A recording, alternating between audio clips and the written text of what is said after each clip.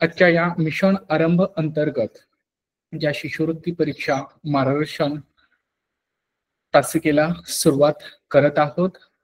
आजची तासिका आहे भूमिती, गणितातील भूमिती या विषयाची. जर आपण आतापर्यंत पाहिलं तर गणित विषयाचा जो प्रश्नसंच असेल किंवा प्रश्नपत्रिका असेल ह्याच्यामध्ये आपण भूमिती अंतर्गत जो बिंदू, रेषाखंड, रेषा, किरण, प्रतल, कोन आणि कोनाचे जे प्रकार आहेत ह्याच्याकरिता 20% भारांश आहे. म्हणजे एकूणच जर आपण पाहिलं तर एकूण प्रश्नपत्रिकेचे जे प्रश्न आहेत त्या प्रश्न प्रकारांमध्ये 20% भारांश या घटकावरती आधारित असतो. म्हणून हा घटक अतिशय महत्वपूर्ण आणि महत्वाचा ठरतो. तर फक्त आपण गणित विषयामध्ये त्यातला उपगट भूमितीमध्ये हा बिंदू, रेषाखंड, रेषा, किरण, प्रतल आणि कोन याचा उपयोग आपल्याला फक्त याच विषयामध्ये नाही तर आता आपण 8वी मध्ये आहात. 8वी पासून आपण पुढचं जे शिक्षण घेणार आहोत, उच्च शिक्षण घेणार आहोत, तर तिथे सुद्धा आपल्याला हा महत्वाचा असा विषय ठरतो. तर आपल्याला मर्यादित वेळ आहे, याच्या 2 तासिका असणार आहेत. तर सर्व विद्यार्थी मित्रांना माझी एक विनंती वजा अशी सूचना असेल की आपण नोट डाऊन करण्यासाठी वही किंवा कागद असेल तर तो समोर ठेवा, एक पेन असू द्या. कारण याच्यामध्ये या घटकामध्ये आपल्याला याच्या ज्या संकल्पना आहेत, व्याख्या आहेत आणि हा घटक समजून घेताना फक्त ऐकायचा नाहीये तर आपल्याला पूर्णपणे तो लिहून पण घ्यायचा आहे आणि वहीमध्ये तो जतन करून पण ठेवायचा आहे की जेणेकरून पुन्हा अभ्यासताना आपल्याला त्याचा उपयोग होईल. तर सर्वप्रथम आपण पाहूयात या घटकामधून आपण प्रत्येक या घटकावरती बिंदू असेल, रेषाखंड असेल, रेषा, किरण, प्रतल आणि कोणाचे प्रकार विस्तृत स्वरूपामध्ये माहिती पाहणार आहोत. कारण ह्याच्यावरती जास्तीत 20% अनुषंगानं भारांशानुसार प्रश्न विचारले जातात. अतिशय क्रिटिकल असे वाटणारे प्रश्न जर आपण ह्याचा लक्षपूर्वक अभ्यास केला तर ते आपल्याला सोपे वाटतील. तर सर्वप्रथम आपण पाहूयात बिंदू. बिंदू म्हणजे नेमकं काय? तर आपण आतापर्यंत बिंदू म्हणजे बिंदी, जी टिकली असते ना छोटीशी, आपण एक मोठा कागद घेतला किंवा फळा घेतला तर इथे तुम्हाला आपल्या स्क्रीनवरती दिसतच असेल की या भागामध्ये जो हायलाइट दिसतो आहे त्याच्यावरती एक छोटासा डॉट आहे, एक टिंब आहे आणि त्या टिंबालाच बिंदू असं म्हणतात. ह्या बिंदूला नाव पण दिलं जातं. आता जो आपल्या समोर ह्या ब्ल्यू कलर मध्ये, निळ्या रंगामध्ये जो हा बिंदू दिसतो आहे काळ्या रंगाचा छोटासा, त्याला आपण एम असं नाव दिलेलं आहे. मग बिंदू म्हणजे काय? तर अतिशय अणकुचीदार अशा टोकानं कागदावर टिंब काढल्यास आपल्याला बिंदू मिळतो. तर आपण बिंदू असं नाव लिहायचं आहे आणि बिंदू याची व्याख्या लिहायची आहे की अतिशय अणकुचीदार अशा टोकाने कागदावर टिंब काढल्यास बिंदू मिळतो. आता हा बिंदू जो आहे ना, आता इथून पुढचे आपल्याला ह्या प्रकरणातले, ह्या घटकातले जे रेषा आहेत, रेषाखंड आहेत, किरण आहेत, कोण आहेत, ह्या सर्व ठिकाणांमध्ये आपल्याला ह्या बिंदूचा उपयोग होणार आहे. म्हणून आपण सर्वप्रथम बिंदू ही संकल्पना समजून घेऊयात. पुन्हा एकदा सांगतो की कागदावरती असेल, फळ्यावरती असेल, एखाद्या वस्तूवरती असेल, अतिशय अणकुचीदार अशा टोकानं कागदावरती टिंब काढल्यास आपल्याला जो डॉट बिंदू मिळतो आणि त्या बिंदूला नाव दिलं जातं.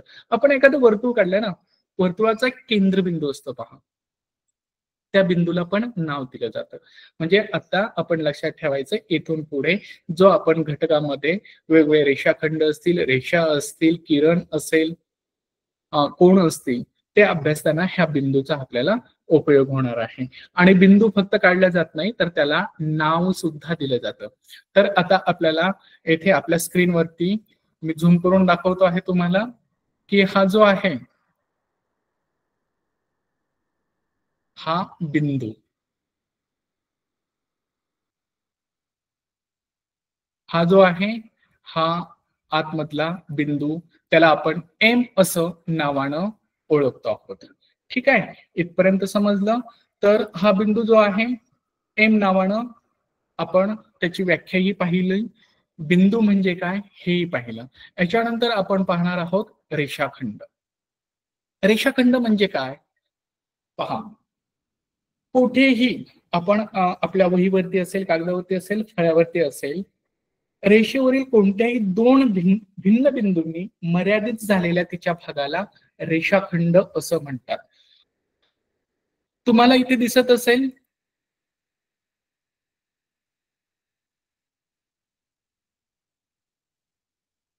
ह्या भागामध्ये एक रेषा आहे, परंतु ती दोन बिंदूंनी एक मर्यादित केलेली आहे.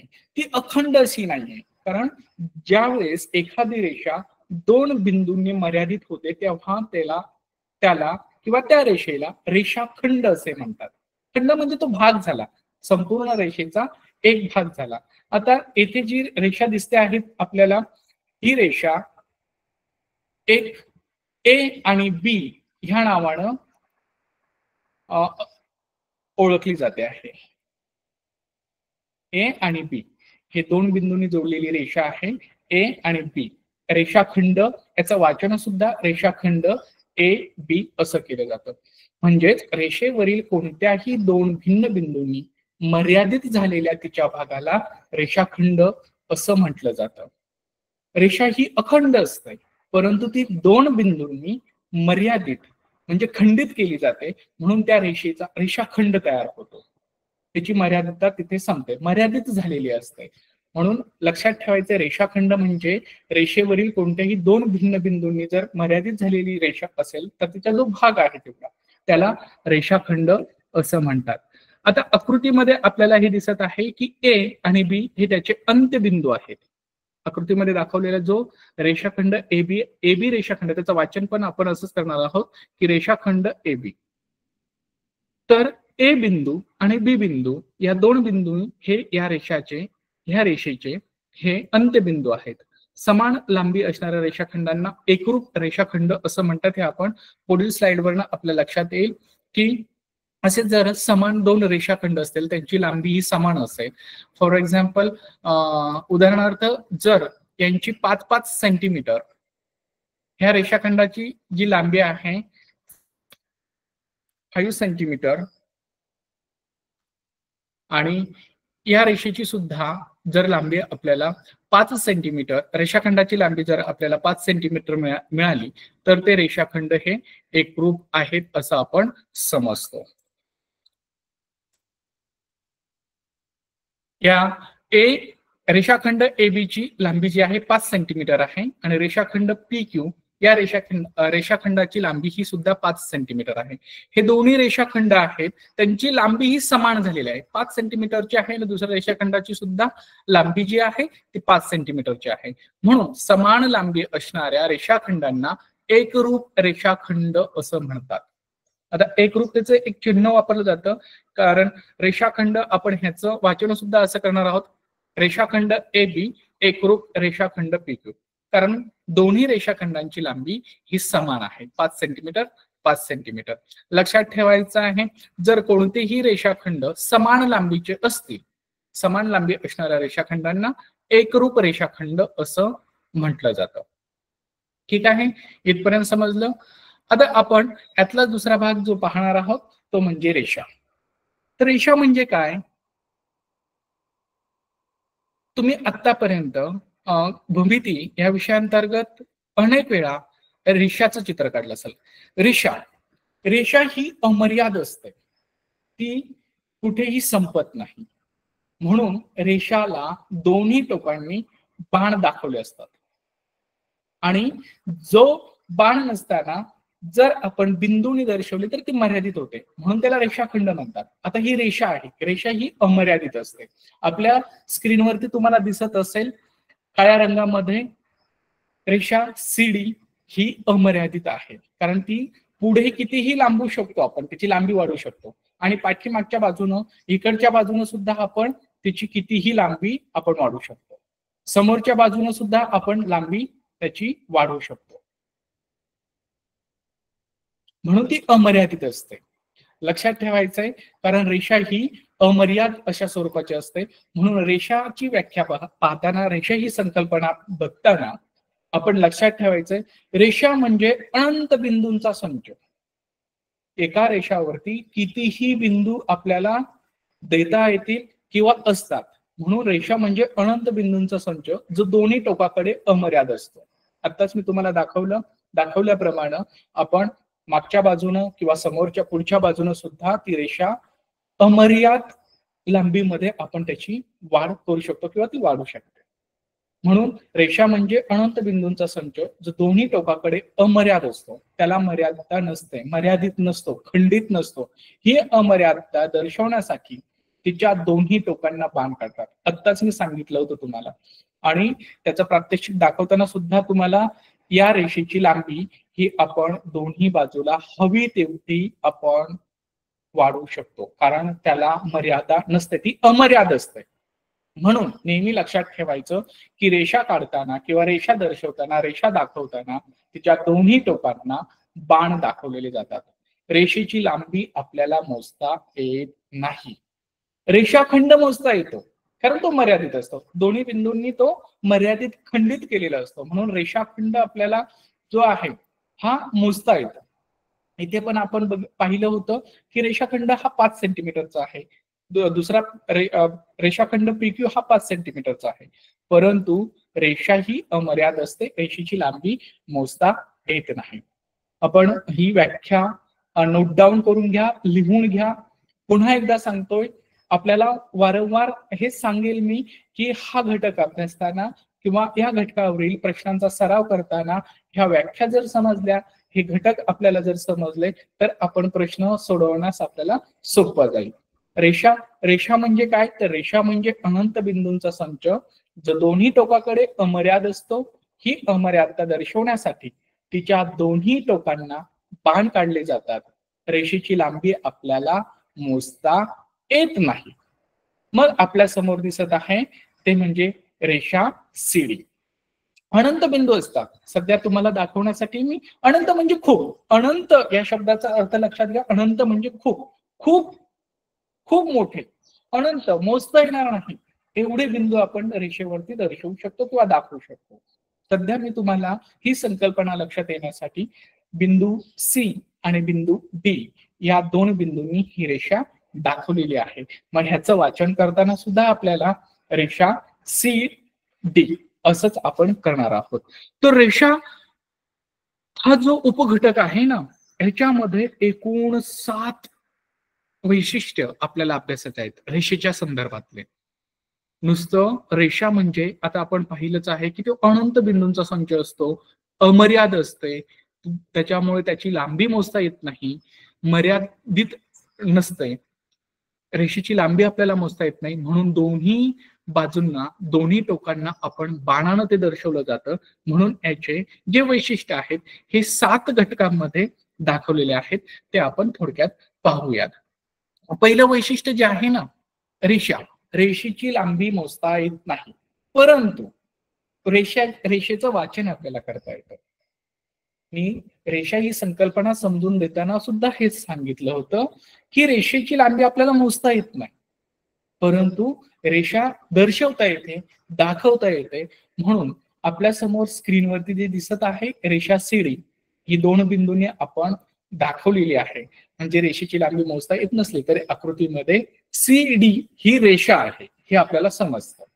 रेषा CD ही रेषा आहे. ठीक आहे, हा पहिला त्याचं वैशिष्ट्य आहे. कारण कसं आहे की दोन भिन्न बिंदूमध्ये एक आणि एकच रेषा जात असते. जर समजा आता मी इथे एखादा बिंदू घेतला,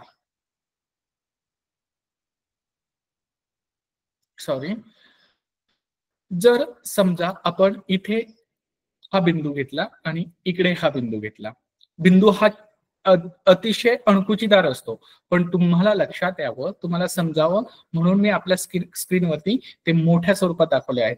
कारण बिंदूची जी व्याख्या, संकल्पना पाहत असताना आपण पाहिलं आहे कागदावरती जर अणकुचीदार टोकानं तो दाखवला जातो, छोटासा बिंदू असतो, तो आपल्या रेषा CD वरती दिसेल.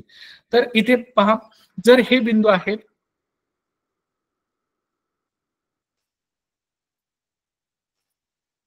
हे बिंदू आपण यांना नाव देऊयात.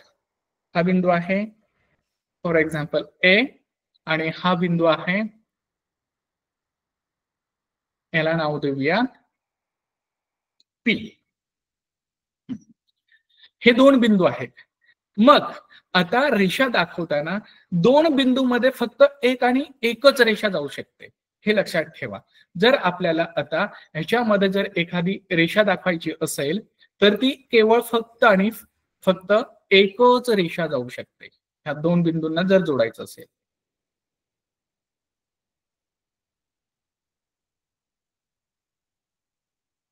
या दोन बिंदूंमधून फक्त आणि फक्त एकच रेषा जाऊ शकते.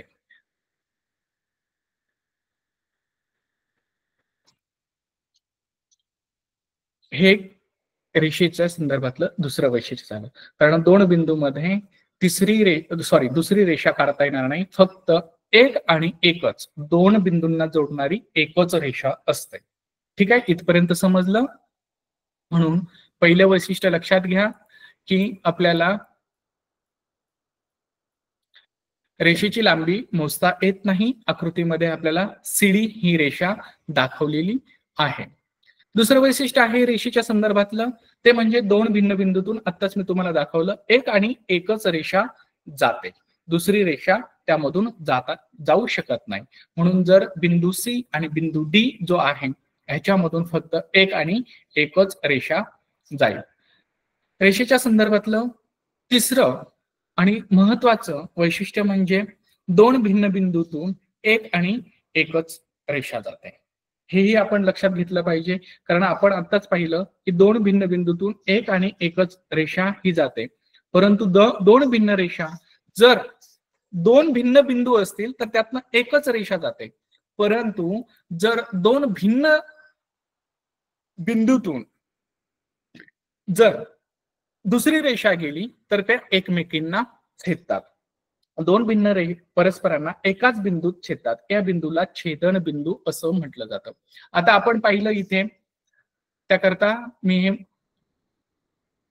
जरा मोठं करत आहे, झूम करत आहे म्हणजे तुमच्या लक्षात येईल. रेषा एम आणि रेषा एन ह्या दोन रेषा एकमेकींना पी या बिंदूमध्ये छेदतात, म्हणजे एकमेकींना क्रॉस करतात. ज्या ठिकाणी त्या क्रॉस करतात तेथे आपल्याला एक बिंदू मिळतो आणि त्यालाच छेदन बिंदू असं पण म्हटलं जातं. कोणत्या ठिकाणी छेदतायत पाहूयात. हे पहा, रेषा एन ही काळ्या रंगाने दाखवली आणि रेषा एम ही ऑरेंज कलरने दाखवली आहे आणि त्यांचा छेदन बिंदू आपल्याला पी हा मिळतो आहे. लक्षात ठेवा, ज्या दोन ठिकाणांमधून आपल्याला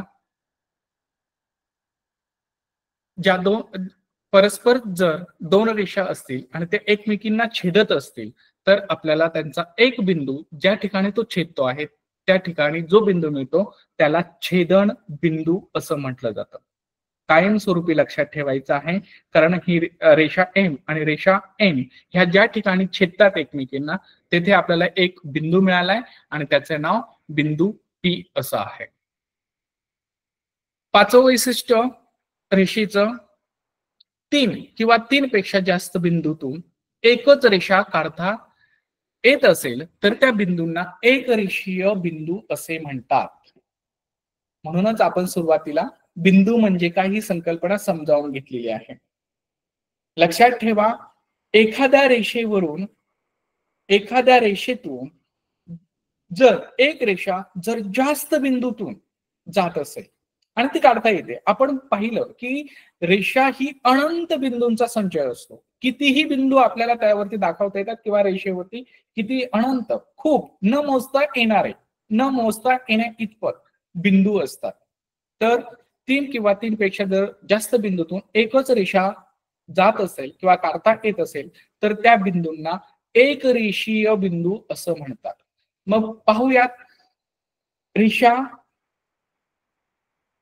एम या रेषेवरती बिंदू पी, बिंदू क्यू, बिंदू आर आणि बिंदू एस असे आपल्याला चार बिंदू तुम्हाला दाखवलेत. असे हे अनंत बिंदू असतात. तीन किंवा त्यापेक्षा जर जास्त बिंदूतून एक आणि एकच रेषा जात असते. ठीक आहे, इथपर्यंत समजलं.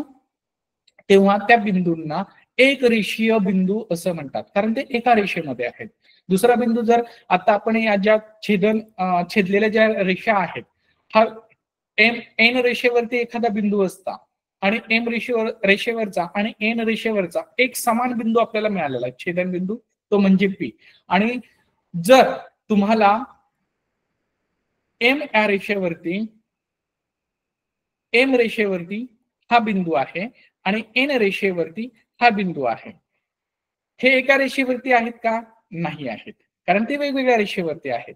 म्हणून आपण आता पाहिल्याप्रमाणे की जेव्हा एकाच रेषेतून अनेक 3 किंवा 3 पेक्षा जर जास्त बिंदू जात असतील तर त्यांना एक रेषीय बिंदू म्हणतात.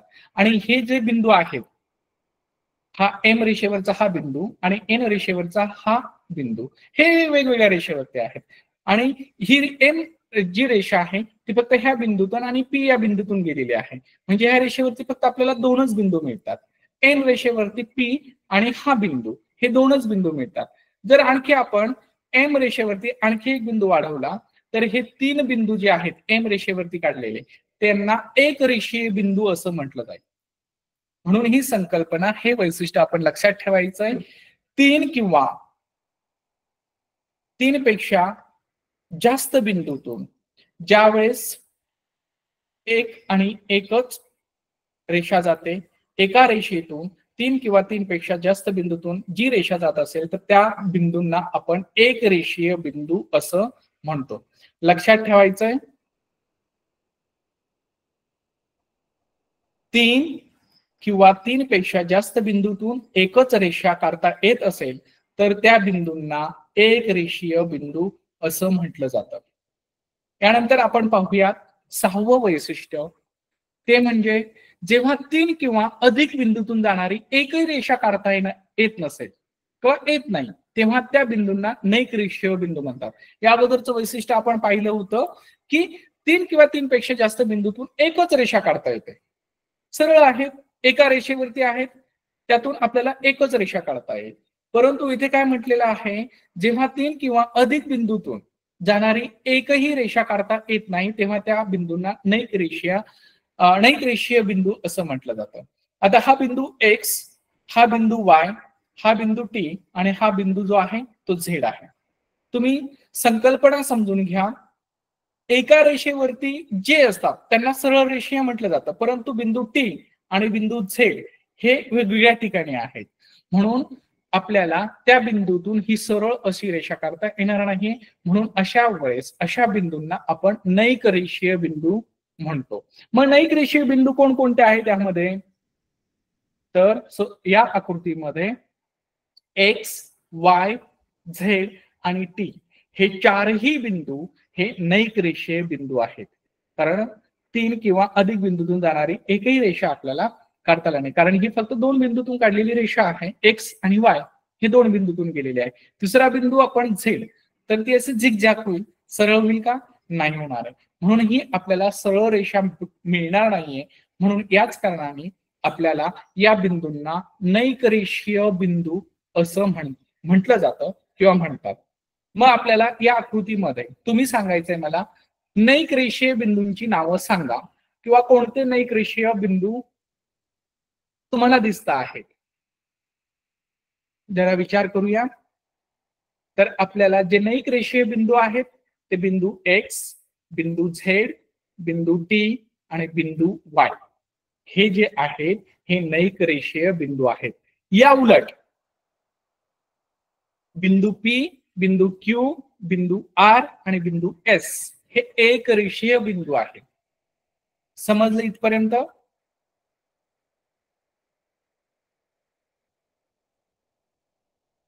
ओके, चला पुढे चलूया.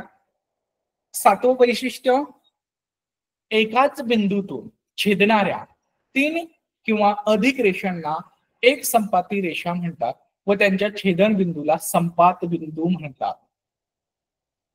आहे ना इंटरेस्टेड? कारण एका बिंदूतून छेदणाऱ्या 3 किंवा अधिक रेषांना एका बिंदूतून अनंत रेषा जाऊ शकतात, हेही लक्षात ठेवा. एका बिंदूमधून अनंत रेषा जाऊ शकतात. आता हा पी बिंदू आहे, इथे जर आपण लक्षात घेतलं तर हा पी बिंदू आहे आणि या पी बिंदू मधून ह्या वेगवेगळ्या प्रकारच्या रेषा गेलेल्या आहेत. रेषा एन गेलेली आहे, रेषा एल आहे, रेषा क्यू आहे, रेषा एन आहे.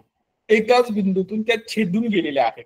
3 किंवा अधिक रेषांना ज्यावेळेस जातात तेव्हा त्यांचा एक संपाती रेषा म्हटलं जातं, कारण त्या एकाच बिंदूतनं छेदून गेलेल्या आहेत, वेगवेगळ्या बिंदूतून त्या गेलेल्या नाहीत. बिंदू पी मधून रेषा एन, रेषा क्यू, रेषा एल आणि रेषा एम या सर्व रेषा पी या बिंदूतून छेदून एकमेकींना गेलेल्या आहेत, म्हणून त्यांना एक संपाती रेषा किंवा त्यांच्या छेदन बिंदूला संपात बिंदू असंही म्हणतात.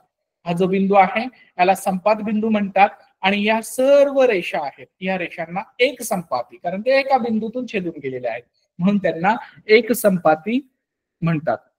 या आकृतीमध्ये बघा, रेषा एल, रेषा एम, रेषा एन आणि रेषा क्यू यांचा एकच छेदनबिंदू आहे, तो म्हणजे पी, म्हणून यांना एक संपाती रेषा हा त्यांचा असून पी हा त्यांचा संपात बिंदू आहे.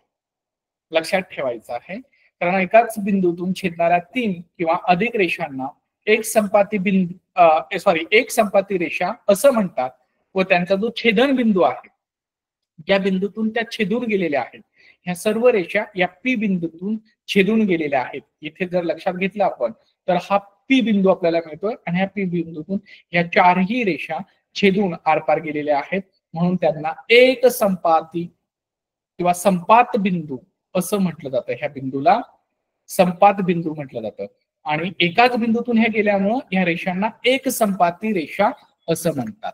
लक्षात ठेवायचं किंवा लिहून पण घ्या तुम्ही.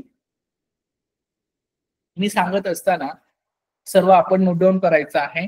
माझा आवाज तुमच्यापर्यंत पोहोचत नक्कीच असेल आणि आपल्या स्क्रीनवरती पण हे वैशिष्ट्य मुद्दामून मी ब्रॉड फॉन्ट मध्ये ते दाखवण्याचा प्रयत्न केला की जेणेकरून तुम्हाला लिहून घेताना कोणतीही अडचण येणार नाही.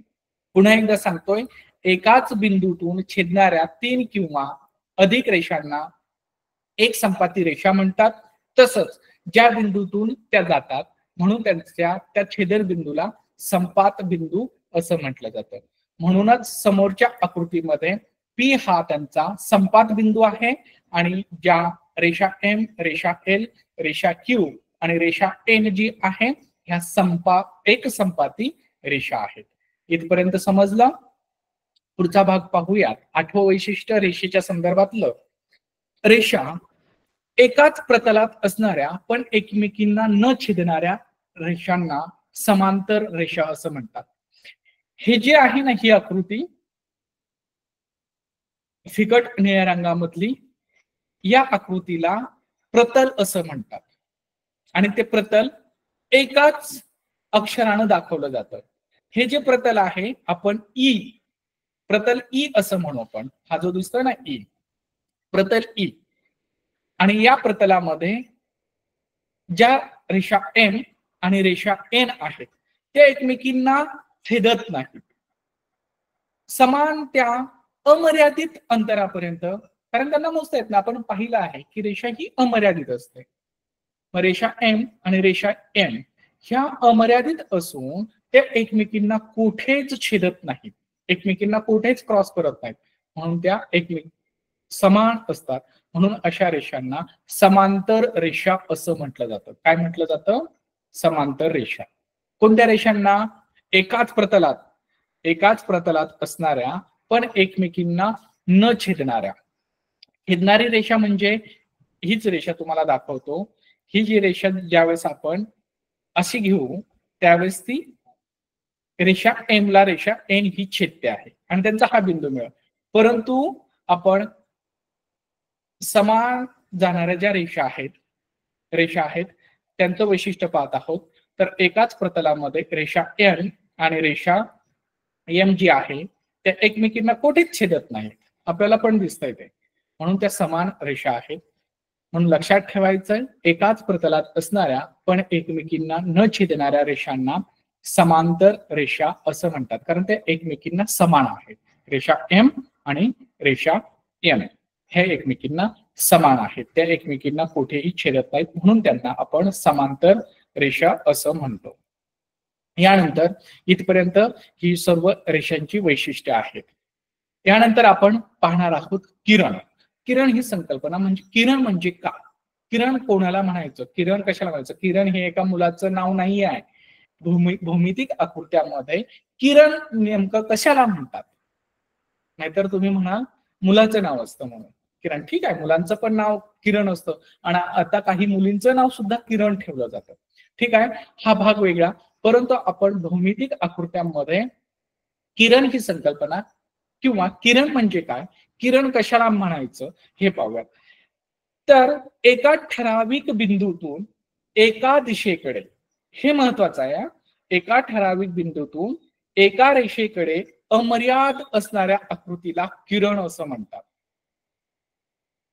पहा, पुन्हा लक्षात ठेवा, एका ठराविक बिंदूतून, ठराविक बिंदू म्हणजे ओ आणि बिंदू ए, बिंदू ओ आणि बिंदू ए. परंतु पुढे काय सांगितलंय, एकाच दिशेकडे, दोन्ही दिशेकडे नाही. ज्यावेळेस आपण रेषा पाहत असताना पाहिलं आहे की ती रेषेला दोन्ही बाजूंनी बाणाने दाखवली जाते, ती दोन्ही दिशेला अमर्याद असते.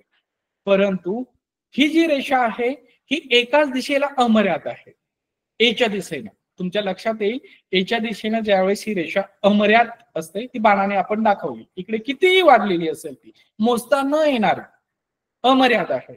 परंतु ह्या दोन बिंदूमधून ती जाते आहे आणि तिचा सुरुवातीचा बिंदू हा ओ आहे. लक्षात ठेवा, ओच्या मागे ती रेषा आपल्याला वाढवता येणार नाही. एका ठराविक बिंदूतून, म्हणजे हे ठराविक बिंदू म्हणजे ओ आणि बिंदू ए, या ठराविक बिंदूतून एकाच दिशेकडे, ह्या दिशेला तो वाढलेला आहे, अशी जी आकृती असते, अशा आकृतीला आपण किरण असं म्हणतो. हे लिहून घ्या. काय लिहून घ्यायचं आपल्याला, एका ठराविक बिंदूतून एका दिशेकडे अमर्याद असणाऱ्या किंवा अमर्याद जाणाऱ्या आकृतीला किरण असं म्हणतात.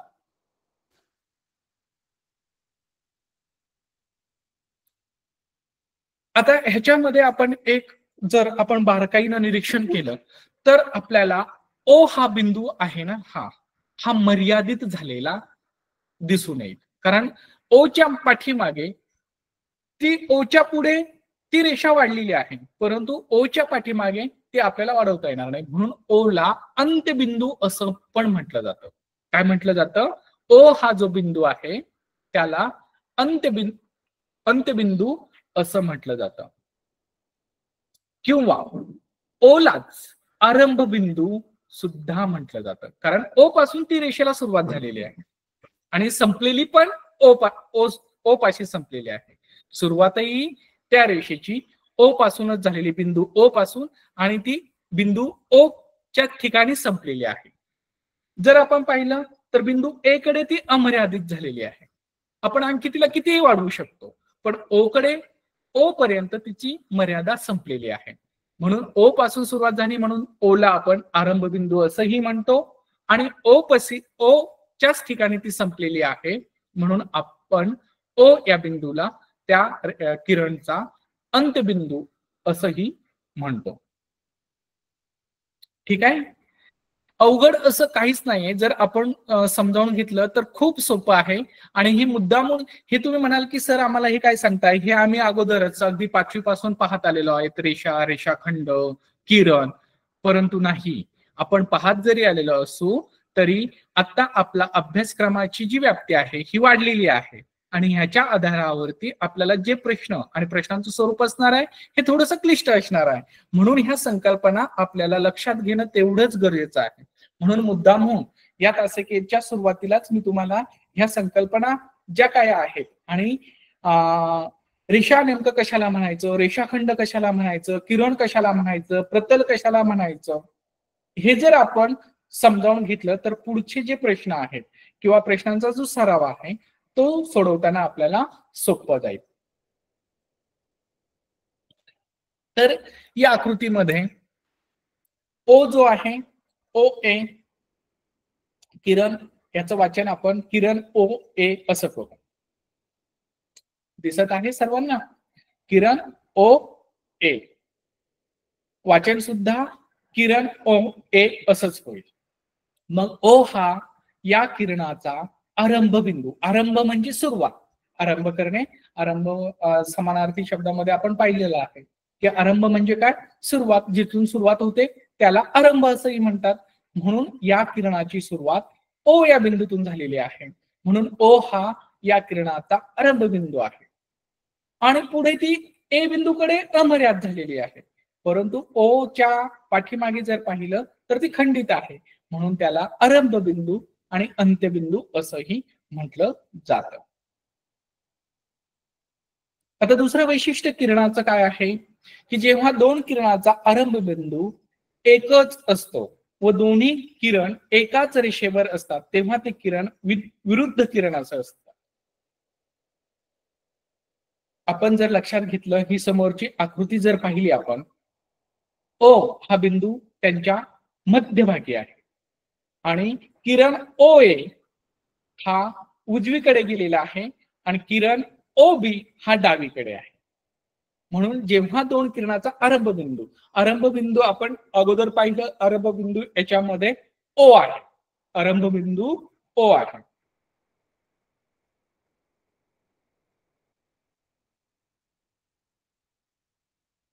तुम्हाला लगेच आपण याच्यासारखीच दुसरा जर आपण किरण घेतला, हा किरण घेऊया, त्याची हे वाढवतो जरा म्हणजे तुमच्या लक्षात येईल, वेट वाढवली की पटकन लक्षात येईल. ओके, ठीक आहे. आता दिसतोय हा किरण आहे. ओके, हा किरण आपण समजूया की त्याचा आरंभ बिंदू हा ओ पासून सुरुवात झालेली आहे असं समजूया. हा जो आहे हा ओ पासून सुरुवात झालेली आहे.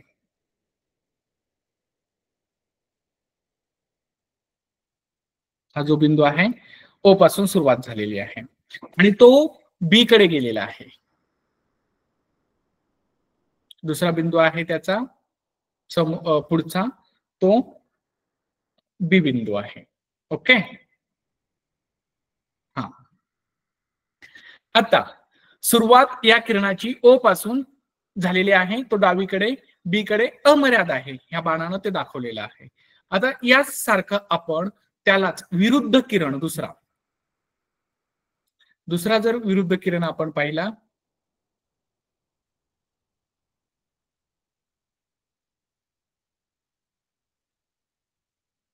हा घेऊया,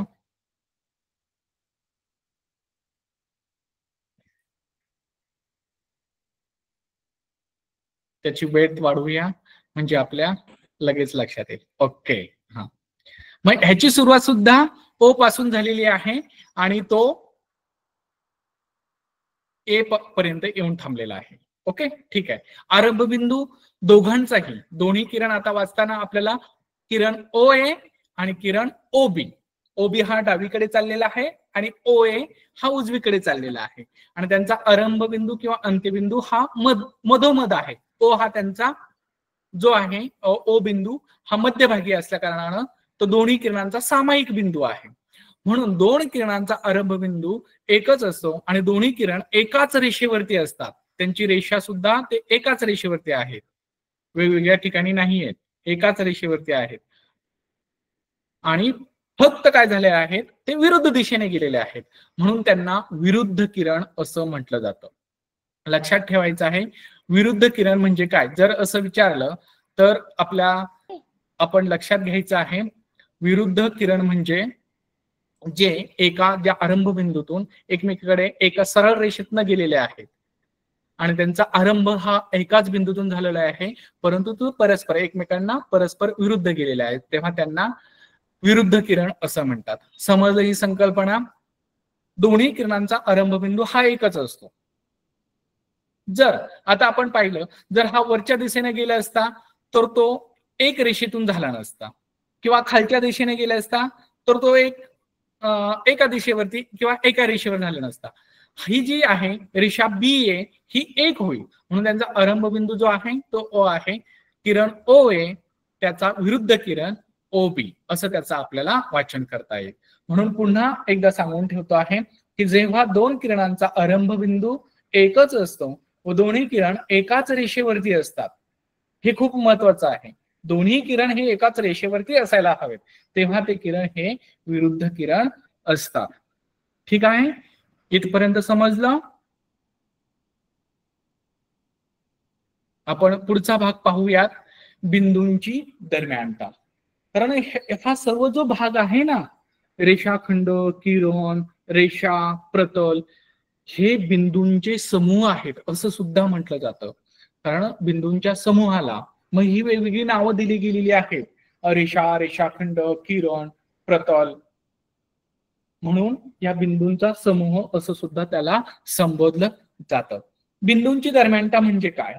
आता ही संकल्पना आपल्याला नवीन वाटत असेल किंवा नवीन काहीतरी आहे, तर बिंदूंची दरम्यानता म्हणजे प्रत्येक बिंदू हा कोणत्या तरी दोन बिंदूंच्या मध्ये असतो. ठीक आहे, इथपर्यंत तर आपल्या लक्षात आलं पाहिजे. बिंदू बी ह्या रेषेवरचं किंवा ह्या रेषाखंड जो दिसतो आहे, आकृती तुम्हाला समोरची दिसते आहे, आता तुमच्या पण लक्षात यायला पाहिजे की हा रेषाखंड आहे की रेषा आहे की किरण आहे. किरण असता तर त्याला एक आरंभ बिंदू असता आणि दुसरं टोक असतं, हे बाणानं दाखवलं असतं, तेव्हा तो किरण झाला असता, कारण त्याची दुसरी जी बाजू असते ती अमर्याद असते. जर या रेषेला जर दोन्ही बाजूने आपण बाणानं दर्शवलं असतं तर ती अमर्याद झाली असते, तेव्हा तो रेषा झाली असते. आणि आता ही बंदिस्त झालेली आहे बिंदू बी आणि बिंदू ए न, म्हणून हा रेषाखंड आहे. खंडन झालंय ना, म्हणून हा रेषाखंड आहे. तर पाहूयात, जो बी ए या मोठा आहे म्हणून याला आपण वाचन करताना आपण रेषाखंड बी ए असं करू किंवा रेषाखंड ए बी असं जरी केला तरी चालेल. आणि यांचा मध्य जो बिंदू आहे या रेषाखंडावरचा तो म्हणजे ओ आहे. आपल्याला बिंदूची दरम्यानता पाहिजे आहे. प्रत्येक बिंदू हा कोणत्या तरी दोन बिंदूंच्या मध्ये असतो. मग बिंदू हा कोणत्या दोन बिंदूंच्या मध्ये आहे सांगा पाहूया. जर तुम्हाला स्पष्ट दिसत असेल तर तुमच्या लक्षात येईल कोणते असे दोन बिंदू आहेत की बिंदू ओ ह्या दोन बिंदूंच्या मध्ये आहे. बघा बरं, विचार करूया. तर बिंदू बी हा बिंदू बी आणि बिंदू ए या दोघांच्या मध्ये बिंदू ओ आहे. ओके, इथपर्यंत समजलं. म्हणजे आकृतीमध्ये जर पाहिलं आपण तर बिंदू ओ हा बिंदू बी आणि बिंदू ए च्या दरम्यान आहे, मध्ये आहे. ही दरम्यानता पुढील प्रमाणे आपल्याला लिहिता येते किंवा वाचता येते. ती कशी? बिंदू बी ओ ए असं पण आपण लिहू किंवा बिंदू ए बिंदू ओ बिंदू बी असंही केलं जातं. सरळ जर आपण पाहिलं तर बिंदू बी बिंदू ओ बिंदू ए या पद्धतीने हे लिहिता येईल किंवा बिंदू ए बिंदू ओ आणि बिंदू बी या पद्धतीने पण आपल्याला लिहिता किंवा वाचता येईल. म्हणजेच लक्षात ठेवायचं आहे, बिंदूंची दरम्यानता म्हणजे जो कोणता बिंदू असेल स्पेसिफिक तो कोणत्या दोन बिंदूंच्या मध्ये आलेला आहे, कोणत्या दोन बिंदूंच्या दरम्यान आलेला आहे, म्हणून त्याला ती बिंदूंची दरम्यानता असं म्हटलेलं आहे. लक्षात ठेवायचंय ती लिहितात कसं हे खूप महत्वाचं आहे. जे बिंदू आपण दाखवलेले जे बिंदू आहेत ते कसे लिहिले जातात मी इथे तुम्हाला उदाहरणार्थ दाखवलेले आहे. ती लिहिण्याची पद्धत आहे. बिंदू बी डॅश ओ डॅश ए या पद्धतीने लिहिलं जातं किंवा बिंदू ए बिंदू ओ आणि बिंदू बी या पद्धतीने पण ते लिहिलं जातं. यालाच बिंदूची दरम्यानता असं म्हणतात. आपण पाहूयात आता प्रतल. प्रतल ह्याच्या अगोदर आलं होतं, प्रतल ही संकल्पना आली होती, परंतु विस्तृत स्वरूपामध्ये जर आपल्याला प्रतल म्हणजे काय, प्रतल म्हणजे नेमकं काय हे जर पाहायचं असेल तर जो अमर्यादित सपाट पृष्ठभाग जिथे जिथे असतो ना त्याला प्रतल. फॉर एक्झाम्पल तुमच्या वहीचा समोरचा पृष्ठभाग जो आपण म्हणतो तो एक प्रतल आहे, सपाट आहे ना, म्हणून त्या पृष्ठभागाला प्रतल असं म्हटलं जातं. आपला जो वर्गामध्ये क्लासरूम मध्ये जो फळा असतो त्याला प्रतल म्हटलं जातं. आणखी उदाहरण सांगा प्रतल म्हणजे प्रतलाची. हा, तुमचा रायटिंग बोर्ड प्रतल आहे. राईट, बरोबर. तुम्ही ज्या फोनवरून ही तासिका अटेंड करत आहात तुमचा फोनचा जो डिस्प्ले आहे ना तो वरचा पृष्ठभाग तो प्रतलच आहे, आयताकृती आहे पण प्रतल आहे. राईट, बरोबर. वर्गातील क्लासरूम मधला फळा, इंटरॅक्टिव्ह बोर्ड बरोबर. हा, ही उदाहरणं आहेत ती प्रतलाची आहेत. मग प्रतल म्हणजे काय? तर प्रतल म्हणजे अमर्यादित सपाट पृष्ठभागाला प्रतल असं म्हटलं जातं. अमर्यादित सपाट पृष्ठभाग, मर्यादित नसून अमर्यादित असणाऱ्या सपाट पृष्ठभागाला काय म्हटलं जातं? प्रतल असं म्हटलं जातं. प्रतल हे अनंत बिंदूंनी बनलेलं असतं. ह्याच्यामध्ये अनंत, अनंत म्हणजे मोजता न येणारे असंख्य, अनंत म्हणजे काय? मोजता न येणारे असंख्य असे मोजता न येणारे बिंदू त्याच्यामध्ये ह्या प्रतलामध्ये असतात. कितीही मर्यादित नसतात. म्हणजेच आकृतीत जे प्रतल ई आहे ते ई या अक्षरानं दाखवलं. प्रतल हे नेहमी, जरी प्रतलाला ह्या 4 बाजू दिसत असतील, 4 कडा दिसत असतील, 4 कोपरे दिसत असतील, परंतु प्रतल हे नेहमी एकाच अक्षरानं दाखवलं जातं. म्हणून हे जे प्रतल आहे आपल्या समोर पांढऱ्या रंगामध्ये, सफेद रंगामध्ये जे दिसत आहे ते प्रतल ई आहे. ठीक आहे, इथपर्यंत समजलं? प्रतल म्हणजे जो अमर्यादित सपाट पृष्ठभागाला प्रतल असं म्हटलं जातं. आणि प्रतल हे अनंत बिंदूंनी बनलेलं असतं. अमर्यादित, न मोजता येणारे असंख्य बिंदूंनी ते बनलेलं असतं. ठीक आहे. आणि प्रतल दाखवताना आतापर्यंत आपण पाहिलं होतं की रेषा किंवा रेषाखंड, किरण हे 2 बिंदूंच्या त्या नावानं ते दाखवलं जातं. रेषाखंड ए बी, किरण पी क्यू, रेषा एम एन. तर तशा पद्धतीनं जर प्रतल आपल्याला दाखवायचं असेल तर प्रतल हे फक्त एकाच अक्षरानं ते दाखवलं जातं. समोरचं प्रतल, मग तुम्ही सांगा मला की समोर जे आपल्याला दिसत आहे ते प्रतल कोणत्या अक्षरानं दाखवलं आहे किंवा दर्शवलेलं आहे? तर प्रतल ई या अक्षरानं ते दाखवलं आहे, म्हणून आपण त्याला प्रतल ई असं म्हणू. मग प्रतलामध्ये हे प्रतल आपण समान रेषा, एकमेकींना न छेदणाऱ्या रेषा, हा, इथे पाहिलं होतं. समान लांबी असणाऱ्या रेषाखंडांना की ते एकाच प्रतलातून जर जात असतील तर त्या रेषांना एकरूप रेषा असं पण म्हटलं जातं. त्यावेळेस प्रतल हा शब्द आला होता. इथे आहे, एकाच प्रतलात असणाऱ्या पण एकमेकींना न छेदणाऱ्या रेषांना समांतर रेषा असं म्हणतात.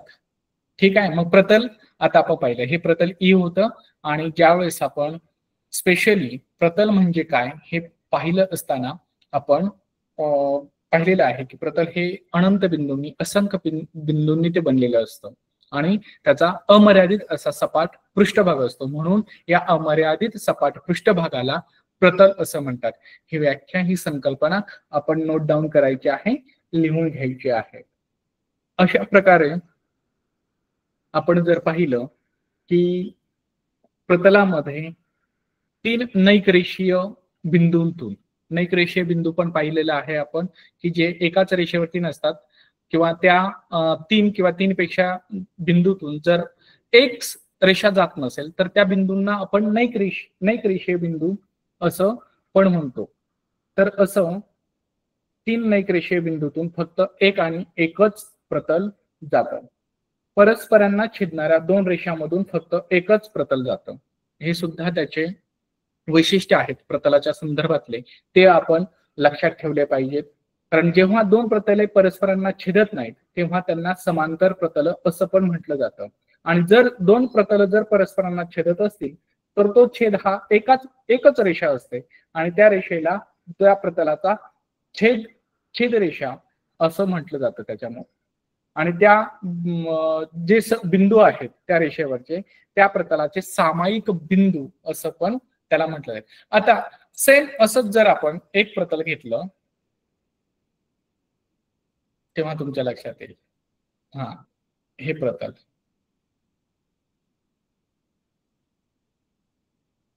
ते आपल्याला छोटं करावं लागेल जरा, म्हणजे तुमच्या लक्षात येईल. हा, या ठिकाणी ते छेदतायत एकमेकांना, या 2 बिंदूंना, म्हणून हे समान त्याचे बिंदू झालेले आहेत आणि ही रेषा सुद्धा 2 प्रतलांमध्ये समान आहे. ठीक आहे. तर इथपर्यंत जर समजलं असेल तर आतापर्यंत आपण लक्षात ठेवायचं आहे आणि लक्षात घ्यायचं आहे की रेषाखंड, किरण, रेषा, प्रतल हे बिंदूंचे समूह आहेत. म्हणून आतापर्यंत ह्या आपण 6 संकल्पना बिंदूंच्या संदर्भातल्या पाहिल्या. त्या म्हणजे रेषा, रेषाखंड, किरण, प्रतल आणि याच्यानंतर आता आपण पाहणार आहोत याच्याच संदर्भातली आणि संबंधित असलेली एक संकल्पना म्हणजे आतापर्यंत आपण शाळेत जेव्हापासून पहिलं पाऊल टाकलं तेव्हापासून आपल्या कानावरती एक शब्द आला असेल तो म्हणजे कोण. हा, कोण. तर कोण म्हणजे काय, कोण कशाला म्हणायचं, कोणाचे प्रकार किती आहेत, ढोबळमानाने आपल्याला सांगता येईल. आपण जनरली सामान्यपणे आपण म्हणत असतो की कोण कोणाचे तीनच प्रकार आहेत. एक म्हणजे लघु कोण, काटकोन आणि विशाल कोण. परंतु इयत्ता 8वीचा अभ्यासक्रम जर पाहिला आपण, कारण या अभ्यासक्रमाची व्याप्ती वाढलेली आहे आणि अतिशय सुटसुटीत आणि काय म्हणतो आपण त्याला सरळ सहज आणि सोप्या भाषेमध्ये या शिष्यवृत्तीचा अभ्यास करत असताना आपल्याला कोण आणि कोणाचे बहुतेक खूप असे प्रकार अभ्यासायचे आहेत. फक्त हे तीनच प्रामुख्याने तीनच प्रकार आपण पाहिलेले आहेत आतापर्यंत. एक म्हणजे काटकोन, दुसरा म्हणजे लघु कोण आणि तिसरा म्हणजे विशाल कोण. परंतु या प्रकरणामध्ये अभ्यास करत असताना कोणाचे काटकोन, लघु कोण, विशाल कोण, सरळ कोण, शून्य अंश कोण, पूर्ण कोण किंवा प्रविशालन कोण, संलग्न कोण, इतके प्रकार आपल्याला अभ्यासायचे आहेत. म्हणजे साधारण जर पाहिलं आपण तर 7 प्रकार ह्यामध्ये आपल्याला मिळतील आणि विस्तृत स्वरूपामध्ये जर पाहायचं असेल तर संलग्न कोण, रेषीय जोडीतले कोण, विरुद्ध कोण, पूरक कोण, कोटी कोण, कोण हे वेगळे प्रकार त्यातले आपल्याला अभ्यासायचे आहेत. तर आपण सुरुवात करूया कोण या प्रकरणाला. तर कोण म्हणजे काय, तर एकच आरंभबिंदू असलेल्या परंतु एकाच रेषेत नसणाऱ्या दोन भिन्न किरणांमुळे तयार होणाऱ्या आकृतीला कोण असं म्हणतात. सहज सरळ आणि सोपी सुटसुटीत अशी ही परिभाषा आहे कोणाची. एकच आरंभबिंदू असलेल्या परंतु एकाच रेषेत नसणाऱ्या दोन भिन्न किरणांमुळे तयार होणाऱ्या आकृतीला कोण असं म्हटलं जातं.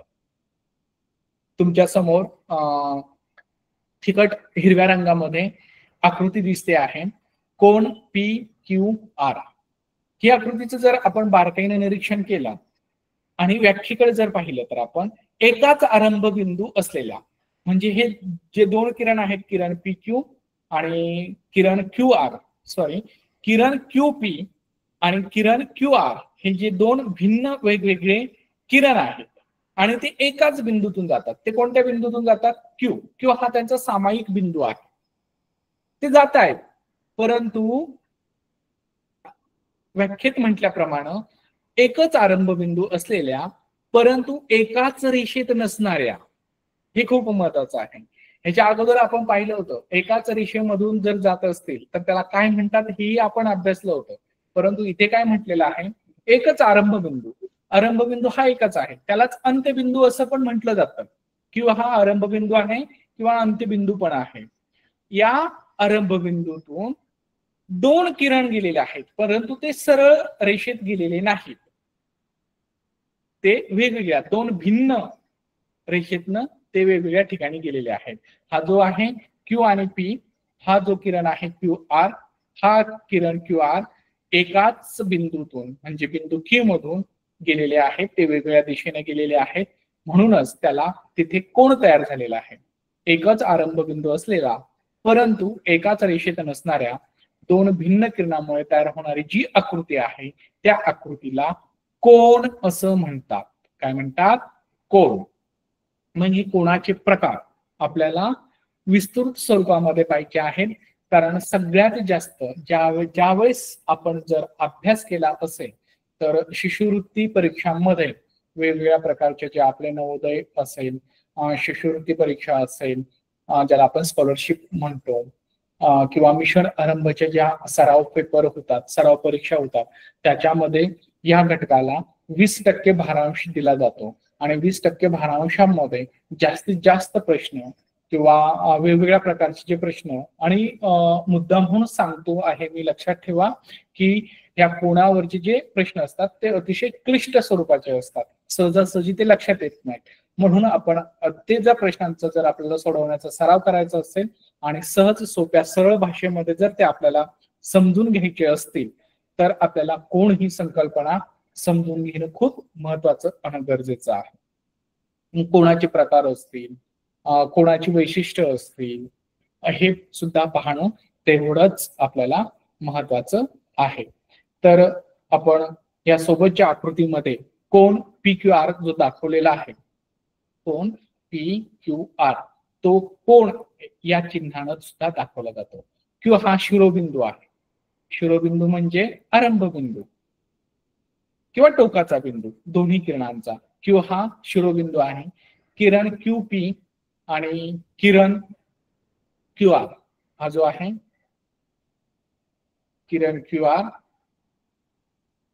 आणि किरण QP हे वेगवेगळे आहेत, परंतु ते एकाच बिंदूतून गेलेले आहेत. तो बिंदू म्हणजे बिंदू Q. त्यालाच आपण ह्या कोणाच्या दोन बाजू किंवा भुजा असं सुद्धा म्हणतो. कोणत्या दोन भुजा आहेत किंवा कोणत्या दोन बाजू आहेत, तर बाजू QP आणि बाजू QR. ह्या जे दोन किरण आहेत हे खरं तर किरण आहेत, परंतु ज्यावेळेस कोण अभ्यासताना किंवा कोण समजून घेताना आपल्याला त्याला आपण बाजू किंवा भुजा असं पण म्हणू शकतो. तर किरण QP आणि किरण QR यांनाच आपण या कोणाच्या बाजू किंवा भुजा असं सुद्धा म्हणतो. या सोबतच्या आकृतीमध्ये कोण PQR दर्शवला असून त्याचं वाचन जर करायचं असेल तर कोण PQR असं करतो आपण किंवा असं केलं जातं. आणि कोणाचं चिन्ह आहे लक्षात ठेवायचंय, या प्रकारे ते केलं जातं. या प्रकारे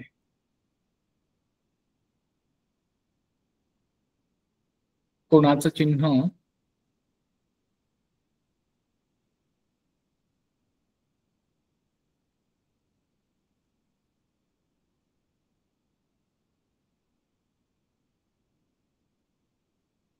या प्रकारे दाखवलं जातं.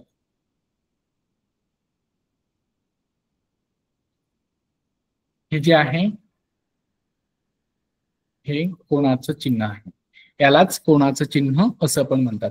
मग कोण दाखवताना कोण लिहिताना ते कोण चिन्ह हे वापरून सोबतच्या आकृतीचं जर वाचन करायचं असेल आपल्याला तर कोण PQR त्याचं वाचन कोण PQR किंवा कोण RQP असं उलटही करता येईल.